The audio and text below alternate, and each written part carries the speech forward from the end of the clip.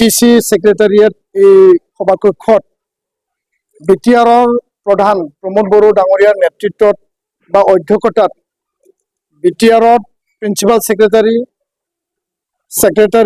Director of education আৰু আটাইবিলাক Dio আৰু inspector of school B O DI শিক্ষা বিভাগৰ সমগ্ৰ বিষয়া ইয়াত আমি একেলগে আলোচনাত মিলিত হওঁ আৰু ইয়াৰ প্ৰায় 18 দফীয়া ইয়াত দাবী চনত লৈ পেলাই আমি আলোচনা কৰিছিলোঁ। মুখ্যমন্ত্ৰী ডক্টৰ হিমন্ত বিশ্ব শৰ্মা ডাঙৰীয়াৰ লগত যি আমাৰ আলোচনা আছিল আগত ইয়াৰে মাইনোটছ শিক্ষামন্ত্ৰী ৰণোজ পেগু ডাঙৰীয়াৰ লগত আমাৰ যি মাইনোটছ হৈছিল সেই মাইনোটছৰ ওপৰত আৰু অতিৰিক্তভাৱে মূল বিষয়টো আছিল যে ইয়াত 6.3 বিটিআৰ শান্তি চুক্তি মতে বিদ্যালয় প্ৰাদেশিকৰণ 10টা মহাবিদ্যালয় প্ৰাদেশিকৰণ হৈ গ'ল, 16টা এতিয়াও আছে। High school higher secondary LP ME প্ৰাদেশিকৰণৰ বিষয় পুংখানুপুংখভাৱে আমি আলোচনা কৰিছোঁ আৰু ৰাজ্য চৰকাৰে যিখিনি তুৰান্ত কৰিব লাগে, কাউন্সিল চৰকাৰে কৰিব লাগে সেই বিষয়টো আজি আমি আলোচনা কৰিলোঁ। ইয়াৰ পিছতে ছিংগল টিচাৰ যি এটা ডাঙৰ বিষয় যাৰ নেকি শিক্ষা বিভাগত এতিয়াও ক্লাছবিলাক সুচাৰুৰূপে হোৱা নাই। টেট এপইণ্টমেণ্ট যোগেদি 1200 টেট এপইণ্টমেণ্ট হ'ব লগা আছে, এইটো চূড়ান্ত কৰিবৰ কাৰণে আমি দাবী জনাইছোঁ। আৰু ইয়াৰ পিছতে ৰেচনেলাইজেশ্যন কৰি পেলাই কোনো বিদ্যালয়ত যাতে ছিংগল টিচাৰ নাথাকে তাৰ কাৰণে আজি আমি আলোচনা কৰিলোঁ। ইয়াৰ লগতে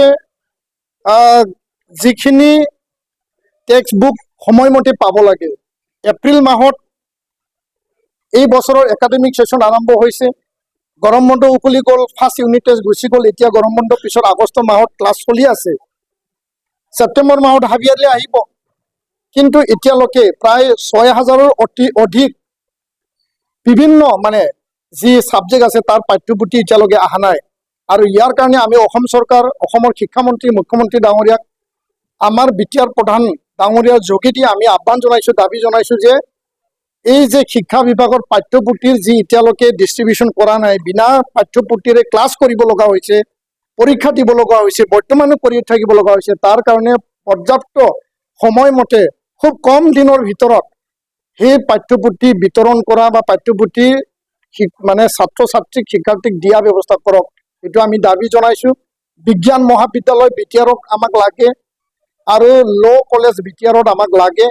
বড়োলেণ্ড বিশ্ববিদ্যালয় ওদালগুৰি কেম্পাছ স্থাপনৰ কাৰণে যিখিনি ব্যৱস্থা কৰিব লাগে ৰাজ্য চৰকাৰে, বিবি ইঞ্জিনিয়াৰিং কলেজ, বড়োলেণ্ড বিশ্ববিদ্যালয়ৰ যিখিনি বিভাগ আৰু বিবি ইঞ্জিনিয়াৰিং কলেজৰ যিখিনি বিভাগ তাত professor, teaching, non teaching staff পূৰ্ণাংগ পৰ্যায়ত কৰিব লাগে।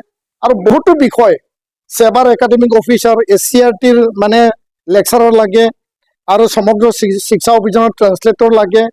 আৰু এনেকুৱাকৈ যিবিলাক বিষয় আছিল আমি পুংখানুপুংখ আলোচনা কৰোঁ। আমি আশাবাদী যে অহা 2-3 মাহৰ ভিতৰত এই গোটেই বিষয়টো সমাধানৰ সূত্ৰ ওলাব আৰু বিটিআৰ প্ৰধান প্ৰমোদ বড়ো ডাঙৰীয়াই আশ্বাস দিছে খুব শীঘ্ৰেই ৰাজ্য চৰকাৰৰ লগত যোগাযোগ কৰি পেলাই ইয়াৰ সমাধানৰ ৰাস্তা তেওঁলোকে ওলাব। আমি আশাবাদী আৰু সেই আশাক লৈ পেলাই আমি ৰৈ থাকিম। আৰু যদি সময়মতে সেই কামবিলাক যদি হৈ নুঠে আমি বিচাৰিম যে এই বিষয়টো ৰাজ্য চৰকাৰ আৰু কাউন্সিল চৰকাৰ আৰু শিক্ষামন্ত্ৰী মুখ্যমন্ত্ৰী আৰু বিটিআৰ প্ৰধান তেওঁলোকে একেলগে এটা ব্যৱস্থা, এটা প্ৰ'এক্টিভ এটা একশ্যন লৈ পেলাই এই কামখিনি আগবাঢ়ক, সেইটোৱে আমি আশা কৰিম। ধন্যবাদ।